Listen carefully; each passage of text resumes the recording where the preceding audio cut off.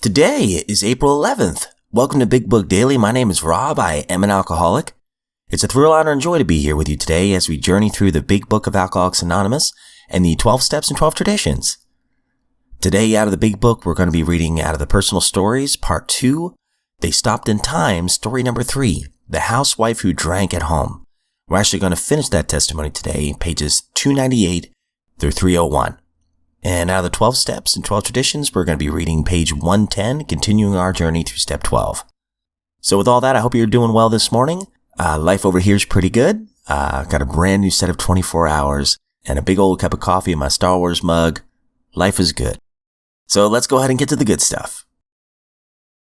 So if you'll recall from yesterday's reading, things are not going well for our friend here. She's pacing back and forth in her house. She is obsessing over the drink. She knows she has a problem, but she feels like she's trapped, which, of course, is a recurring theme in just about every single one of these testimonies. I mean, from just off the top of my head, I think of the ones who've been blacking out, the ones who've been fighting, the ones who've been delirious, shaking, obsessing. I mean, pioneers were going through it. They stopped in time. Those stories so far, they've been going through it. And once again, this story is no different. We're at a point where she's about to admit that her life has become unmanageable. So we're on page 298. Again, we're going to finish off the story. Second paragraph of 298. After that, I sat for a week, a body in a chair, a mind off in space. I thought the two would never get together. I knew that alcohol and I had to part. I couldn't live with it anymore. And yet, how was I going to live without it? I didn't know. I was bitter, living in hate. The very person who stood with me through it all has been my greatest help and was the person that I turned against. My husband. I also turned against my family, my mother. The people who would have come to help me were just the people I would have nothing to do with. Nevertheless, I began to try to live without alcohol, but I only succeeded in fighting it. And believe me, an alcoholic cannot fight alcohol. I said to my husband, I'm going to try to get interested in something outside, get myself out of this rut that I'm in. I thought I was going out of my mind. If I didn't have a drink, I had to do something. I became one of the most active women in the community. What with PTA, other community organizations and drives, I'd go into an organization, and it wasn't long before I was on the committee, and then I was chairman of the committee. And if I was in a group, I'd soon be the treasurer or the secretary of the group. But I still wasn't happy. I became a Jekyll and Hyde person. As long as I worked, as long as I got out, I didn't drink. But I had to get back to that first drink somehow. And then I took that first drink, and I was off to the usual merry-go-round. And it was my home that suffered. I figured I'd be all right if I could find something I liked to do. So when the children were in school from 9 to 3, I started up a nice little business and was fairly successful in it. But not happy, because I found that everything I turned to became a substitute for drink. And when all of life is a substitute for drink, there's no happiness, no peace. I still had to drink. I still needed that drink. Mere cessation from drinking is not enough for an alcoholic, while the need for that drink goes on. I switched to beer. I'd always hated beer, but now I grew to love it. So that wasn't my answer either. I went to my doctor again. He knew what I was doing, how I was trying. I said, I can't find my middle road in life. I can't find it. It's either all work or I drink.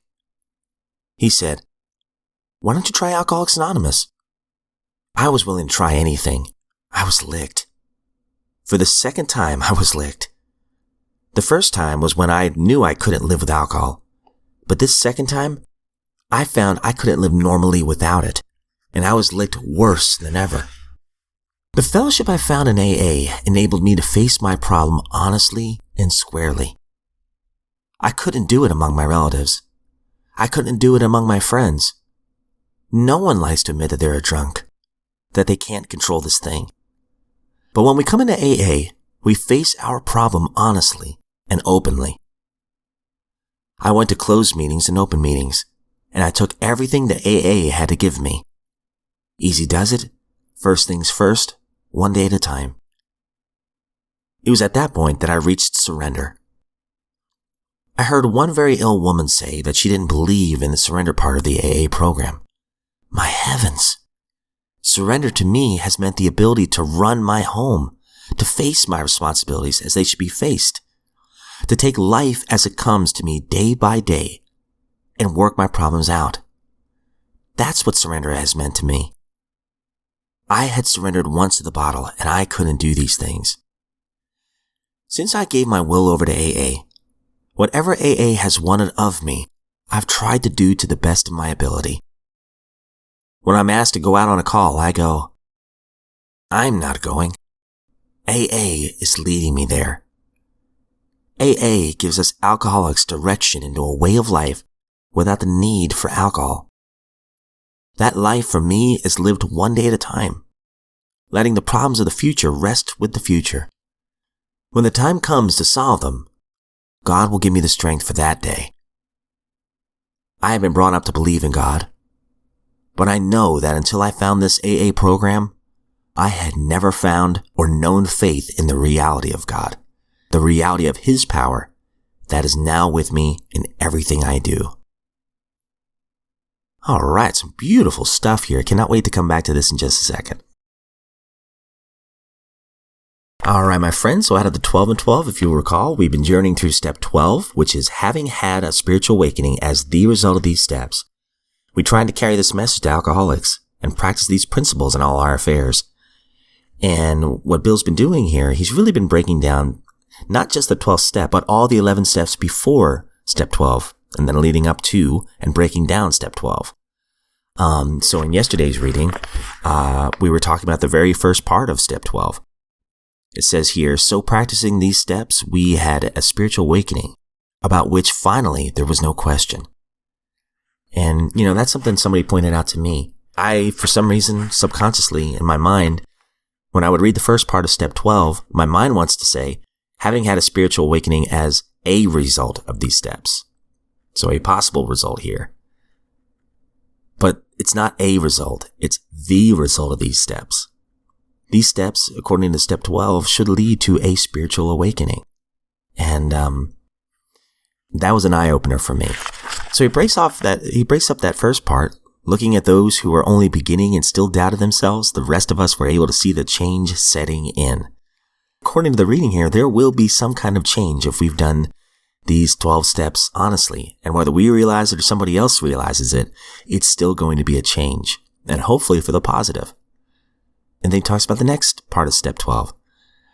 The wonderful energy it releases and the eager action by which it carries our message to the next suffering alcoholic, which finally translates the 12 steps into action upon all of our affairs. So we try to carry this message, and the message is the 12 steps and our lives. We can't necessarily save anybody, but we can try our best to live a life that's honest and try our best to steer others toward the 12 steps. That's what we can try to do every single day. And that helps us in turn, go figure.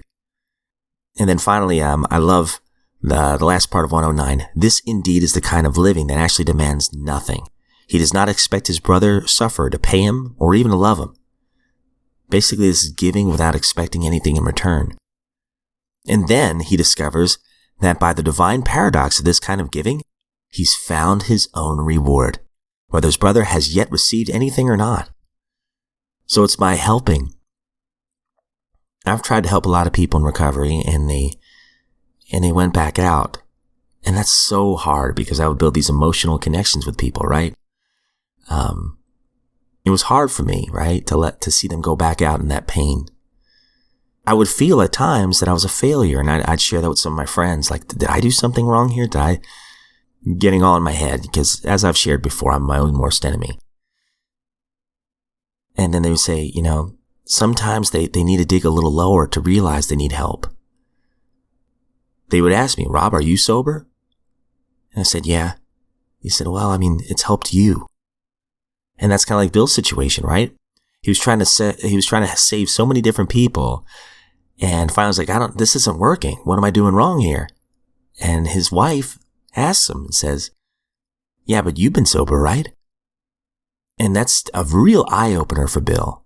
And that certainly helped me in this 12 step. So anyways, with all that rambling aside, let's get right to page 110. Practically every AA member declares that no satisfaction has been deeper and no joy greater than in a 12th step job well done. To watch the eyes of men and women open with wonder as they move from darkness into light, to see their lives quickly fill with new purpose and meaning, to see whole families reassembled, to see the alcoholic outcast received back into his community in full citizenship, and above all, to watch these people awaken to the presence of a loving God in their lives. These things are the substance of what we receive as we carry AA's message to the next alcoholic. Nor is this the only kind of 12-step work. We sit in AA meetings and listen, not only to receive something ourselves, but to give the reassurance and support which our presence can bring. If our turn comes to speak at a meeting, we again try to carry AA's message. Whether our audience is one or many, it is still 12th step work. There are many opportunities even for those of us who feel unable to speak in meetings, or who are so suited that we cannot do much face-to-face 12th step work. We can be the ones who take on the unspectacular but important tasks that make the good 12th step work possible. Perhaps arranging for the coffee and cake after the meetings, where so many skeptical, suspicious newcomers have found confidence and comfort in the laughter and talk. This is 12th step work in the very best sense of the word. Freely ye have received, freely give, is the core of this part of step 12. I love this last part here. Just by being present in a fellowship, being supportive, we don't have to organize the entire thing. We don't have to be just a chairperson or anything like that to carry the message. We could be making the coffee. We could offer a newcomer a smile. We can give a big book to somebody who might need it. Just showing up is support and 12 step work. Countless ways we can carry out step 12. If the foundation is that we're trying to help somebody else, trying to carry this message in an honest way, that's 12 step work. I love that. I love this breakdown on page 110. And going back to the big book real fast, I've already rambled a little bit earlier, so I'll try to make this brief. I think it's absolutely beautiful what our friend says here on page 300.